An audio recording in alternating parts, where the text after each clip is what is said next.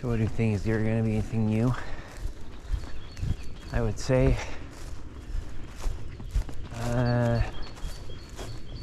yeah, I would say there will be something new. Oh, there are no ravens, so maybe not.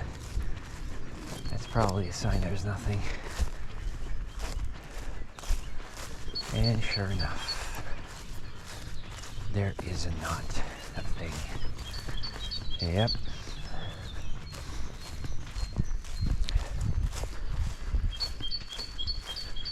We've got gray tit on the right. Well, not anymore, but that was a gray tit.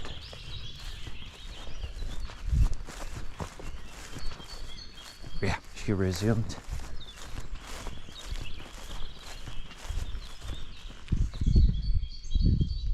So that over there is a gray tit.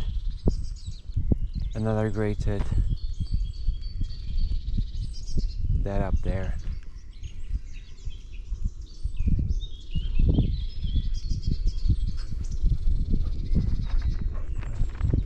Good boy.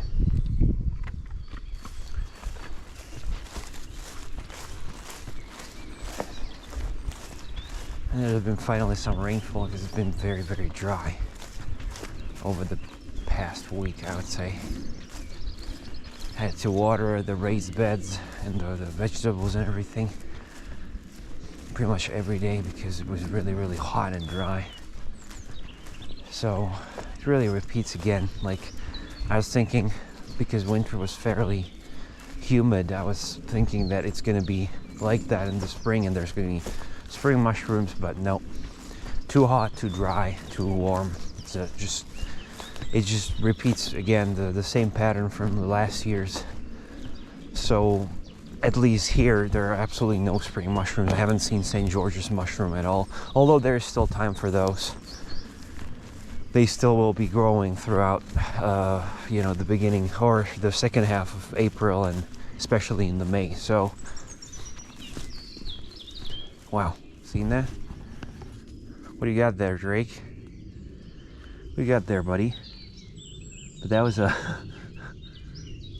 was some hunter moves.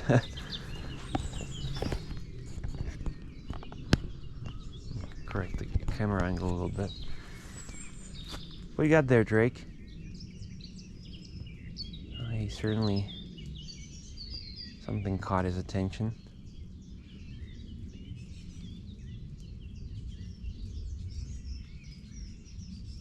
What is it, Drake? Co tam masz, Drake'u? Co?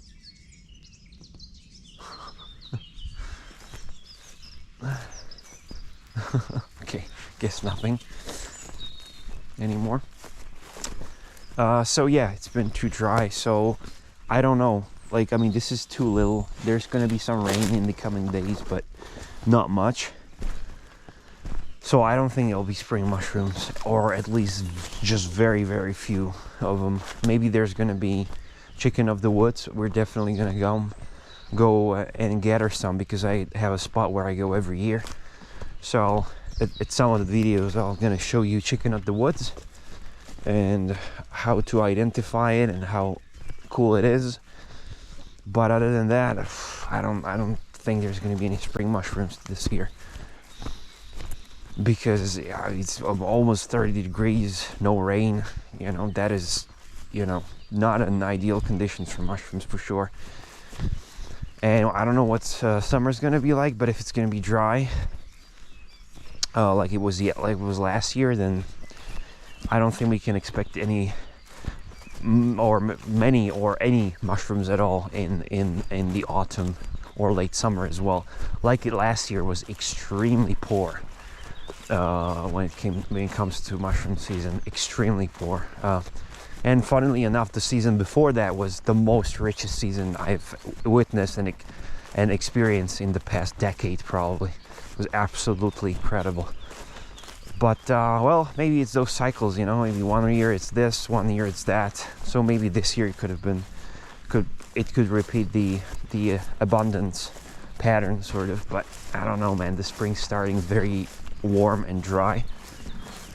So I don't know if that's a sign or sort of a sneak peek onto how the year is going to be like. But if it is, then bye-bye mushrooms. Yeah, unfortunately. I love mushrooms. I love mushroom picking and all that. So it's always kind of a, oh damn, when they don't grow. But I mean, life goes on even without you picking mushrooms. So yeah, whatever. But it's always nice to find some mushrooms, some fungi.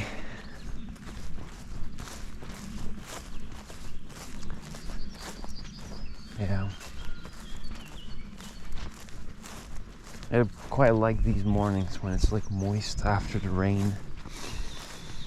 The air is like fragrant and sort of like it has this specific fragrance of like moist sort of a humid soil and leaves and the flowers, and it's lovely, truly. Very peaceful too. There's no rain. No wind, I was gonna say.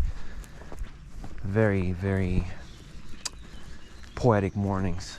Very, very cool. Very pleasant.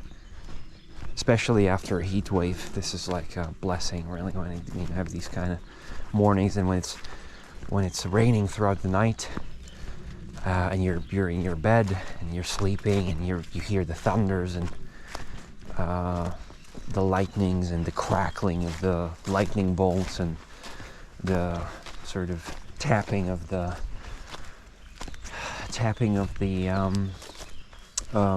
rain droplets and raindrops, and so satisfying, sort of, or comfortable, or I don't know how to put it, because you're safe inside and water's getting distributed throughout the landscape, and it just feels really good. And in the morning you wake up and go for a walk like this, and yeah. Oh, what is that? Drake saw something. Probably deer. Yeah. Yeah, we had a deer that came by last night. Like, it went up to my girlfriend's car and then looked at, like, she saw it through the window. It was on the street, and she saw it was like under the street light. And she said, "Oh, there's a deer, a roe deer." So I went to check, and yeah, it was there, like in front of a car, and it was looking at us for, I don't know, like 10-15 seconds maybe. It was looking straight at us. We're in the living room looking at it. I took binoculars and we made eye contact, and then it just went off into the field. And my girlfriend was saying, like, maybe it's the one that you saved, or helped, I don't know if I saved it, with all that chasing with Drake and all that. Poor girl. But maybe we did, I don't know, had some positive impact or not. I don't know. I would like to think that we did have. But either way, the intention was there, and she could have spent a day in the safety, sort of. So I don't know. I really was hoping that the rescue station's gonna come and get it, and yeah, no.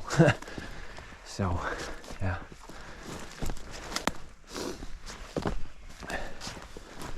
But yeah, I wouldn't be personally saying that I saved her. Like, definitely not. But I tried. I tried.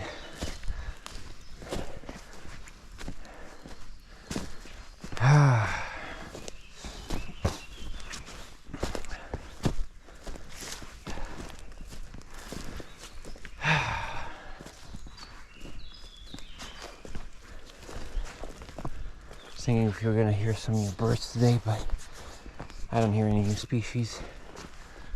I've heard a couple new species these past 2 days over the weekend. but I don't hear them now. Sure, we're gonna come across them though. Some new Sylvia species, and I'm not sure what the second one was. Oh, I know. Yeah. Well, so yeah. I'm sure we're gonna hear them soon enough. Yeah.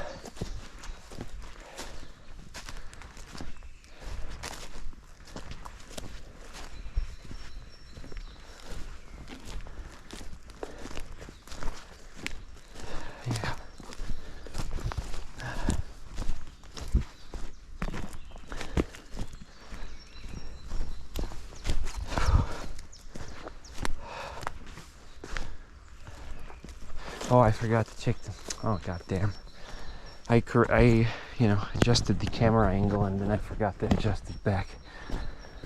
So probably you've seen a lot of ground in that uphill walk, but yeah, sorry about that. Look at how the bilberries, the blueberries, how they got green. It's beautiful. It made the entire forest floor green. Did I hear that? That's the chiff-chaff I was talking about, you know, the sound they make in between the songs. Oh, 3 species. I've heard 3 species, just realized. I've heard the wood warbler I was talking about yesterday for the first time. Not here, but in a different place. But yeah, so 3 species, new species I've heard. But yeah, wood warbler, we're definitely going to come across. And I've heard the contact call it's making, and it's like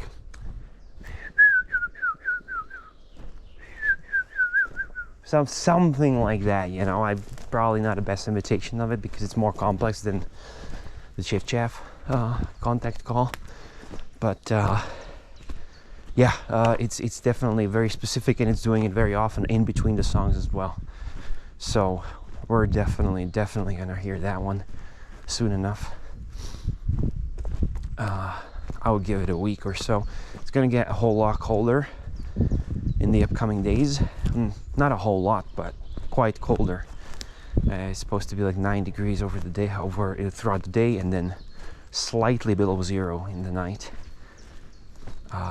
So yeah, I'm not sure what that's gonna do with the movements of the birds, but oh no, that's just rain. So yeah, stay tuned. And I mean, you know, I recommend you to go out, you know, on your own walks and go out and listen and breathe. I always forget to breathe, fuck's sake. Sorry for the swear word, but yeah, breathe, especially breathe, because you know, if you're living somewhere in close to the nature, go out and breathe the beautiful air. If you got a great clean air, that's priceless. And unwind, and you know, if you have time and you feel like it, then listen to some of the birds around you. I'm not sure if you're living in the Central Europe, or at least somewhere in Europe where it's kind of similar, you know, with the birds. And you know, go out and check out what kind of new species you can hear. And don't focus just on the birds. Like, I mean, there's so many fascinating other things out there other than birds. The birds are great in a way that you can hear them very easily because they sing and they make calls and all that, which makes it a whole lot easier. That's why birds are so popular. Not just because of that, but one of the reasons why they're so popular, because if you want to do entomology and you want to check bugs and all that, you got to put in a real work and go and find and search, you know. If you're doing birds, you just go out and listen, you know, and that's all it takes really. And you maybe have binoculars and you can just be in one spot and you can observe and see so much and listen and hear so much, you know, and identify and monitor pretty effortlessly when you compare it with other fields, like as I said, on entomology. So, you know, that's what makes it so popular, and that's what makes it sort of so smooth and sort of easy with birds, because, you know, they come to you, you hear them, you know, very much, and see them, and they come to the feeders, and they come, if you have a bird bath, they come and bathe in there. And so, you know, there's so many ways to almost effortlessly monitor and watch and listen to birds, which is not the same for other species and other, you know, groups of species like bugs and butterflies and all that. But anyway, yeah, if you have a chance, I wholeheartedly recommend to go out for a walk here and there. You know, it doesn't have to be every day, but if it is every day, it is really doing wonders. And especially if you really stop here and there and breathe and try to ground yourself, it is absolutely wondrous for the body and the mind. So wholeheartedly recommend that. Anyways, I'm gonna sign off now.